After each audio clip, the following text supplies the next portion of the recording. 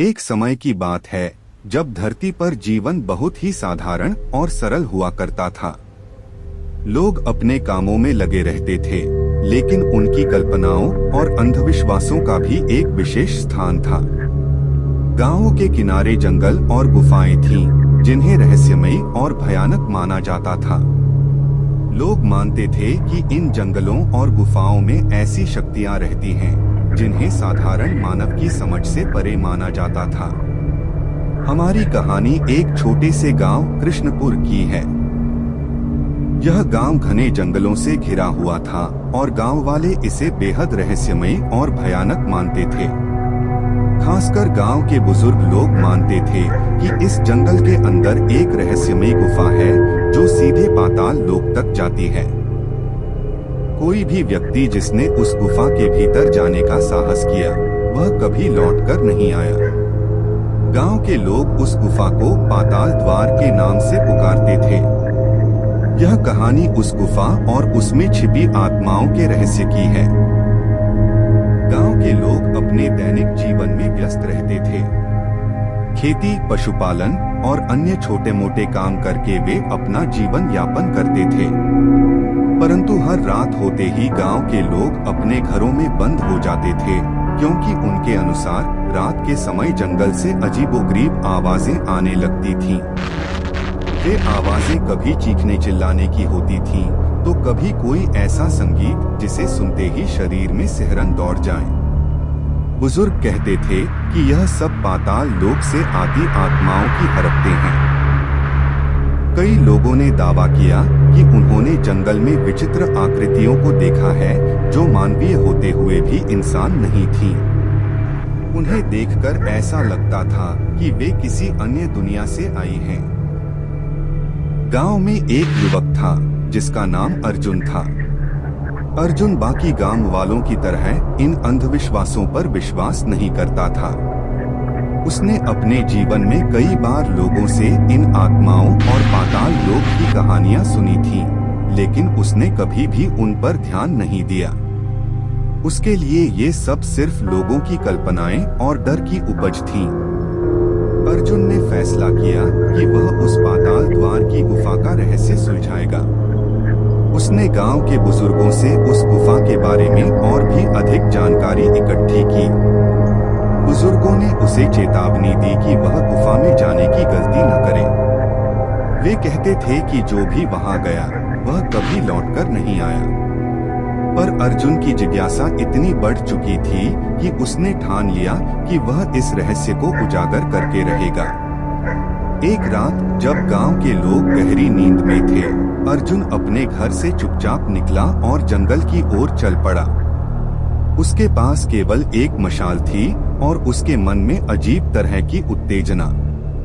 उसे यकीन था कि वह कुछ असाधारण खोज करने वाला है। जंगल में घुसते ही चारों ओर अजीब सी खामोशी थी। पेड़ों की शाखाएं हवा में अजीब ढंग से हिल रही थीं, मानो वे अर्जुन को सावधान कर रही हों। लेकिन वह बिना किसी भय के आगे बढ़ता गया। लगभग 1 घंटे की यात्रा के बाद उसे वह गुफा दिखाई दी जिसके बारे में गांव के लोग बातें किया करते थे। गुफा का मुख इतना बड़ा था कि उसे देखकर अर्जुन के मन में हल्की सी घबराहट जरूर हुई, पर उसने खुद को संभाला और गुफा के भीतर कदम रखा। गुफा के अंदर की हवा बहुत ठंडी थी और उसके अंदर जाने पर ऐसा लगा जैसे पूरी दुनिया एकदम शांत हो गई हो। अर्जुन ने मशाल को और ऊंचा उठाया और आगे बढ़ता गया। गुफा के अंदर चलते चलते अर्जुन को अजीबोगरीब चित्र और मूर्तियां दिखाई दी। ये मूर्तियां किसी अन्य लोक के जीवों की प्रतीत होती थीं। उनकी आंखें अंधकार में चमक रही थीं और उनके चेहरे पर एक भयावह मुस्कान थी। अर्जुन ने ध्यान से देखा तो उसे महसूस हुआ कि ये मूर्तियां साधारण पत्थरों से नहीं बनी थीं, बल्कि इनसे किसी अदृश्य शक्ति का प्रभाव था। जैसे जैसे वह आगे बढ़ता गया, उसे एक हल्की रोशनी दिखाई देने लगी। वह उस रोशनी की ओर बढ़ा और उसे गुफा के अंत में एक बड़ा दरवाजा नजर आया। वह दरवाजा बहुत प्राचीन था और उस पर विचित्र चिन्ह अंकित थे जो किसी अनजानी भाषा में थे। अर्जुन ने दरवाजे को धक्का दिया और वह दरवाजा धीरे धीरे खुल गया।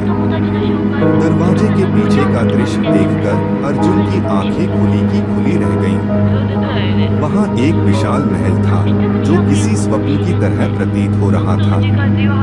महल के चारों ओर गहरी खाई थी और उस खाई में नीली हरी रोशनी चमक रही थी।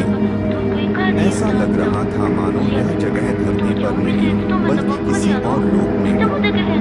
अर्जुन महल की ओर बढ़ा। महल के भीतर कदम रखते ही उसे एक अजीब सी आवाज सुनाई दी।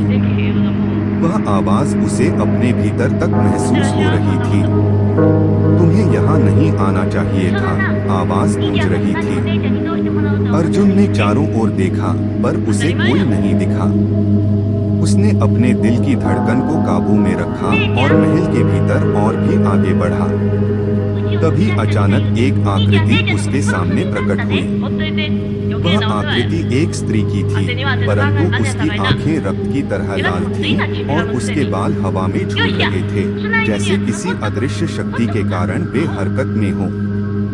तुम कौन हो? अर्जुन ने साहस जुटाकर पूछा। स्त्री ने हंसी की एक भयावह आवाज निकाली और बोली, मैं पाताल लोक की रक्षक हूँ। मैं वो आत्मा हूँ जो उन सभी की रक्षा करती हूँ जिन्होंने यहाँ कभी प्रवेश किया और फिर लौट नहीं सके। अर्जुन के होश उड़ गए। उसने अपने कदम पीछे हटाने की कोशिश की, परंतु उस स्त्री ने अपनी नजरों से उसे बांध लिया। तुमने पाताल द्वार को खोला है, अब तुम्हें इसकी सजा भुगतनी होगी, स्त्री बोली। अर्जुन ने खुद को छुड़ाने की कोशिश की और स्त्री से पूछा, आखिर यह जगह है क्या? और तुम कौन हो? स्त्री ने धीरे धीरे अर्जुन को छोड़ते हुए कहा, यह पाताल लोक है।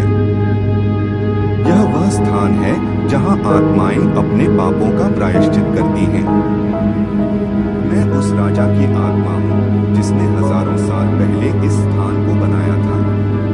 मैं शक्ति के मोह में अंधी हो गई थी और पाताल के देवता को प्रसन्न करने के लिए मैंने कई निर्दोष लोगों की बलि दी थी, परंतु अंत में मुझे ही श्राप मिला और मुझे इस लोक की रक्षक बना दिया गया। अर्जुन ने कहा, तुम्हें इससे मुक्त नहीं किया जा सकता। स्त्री की आंखों में आंसू आ गए। यह श्राप ऐसा है कि इसे तोड़ा नहीं जा सकता, लेकिन अगर कोई व्यक्ति मेरे लिए प्रायश्चित करेगा तो शायद मुझे मुक्ति मिल सके। अर्जुन ने अपने साहस का परिचय देते हुए कहा, मैं तुम्हारी मदद करूंगा, बताओ मुझे क्या करना होगा। स्त्री ने अर्जुन को बताया कि उसे उस महल के भीतर स्थित मुक्ति कुंड में जाकर एक विशेष अनुष्ठान करना होगा। यह अनुष्ठान केवल उन लोगों द्वारा किया जा सकता है जिनका हृदय शुद्ध हो और जो बिना किसी स्वार्थ के किसी की मदद करना चाहते हों। अर्जुन उस कुंड की ओर बढ़ा। उसके दिल में भय तो था, लेकिन उसने अपने भीतर एक नई ऊर्जा महसूस की। उसने तय किया कि वह इस आत्मा को मुक्ति दिलाएगा। मुक्ति कुंड तक पहुंचते ही अर्जुन ने अनुष्ठान आरंभ किया। जैसे ही उसने अंतिम मंत्र उच्चारित किया, उस स्त्री की आत्मा चिल्लाते हुए आकाश में विलीन हो गई।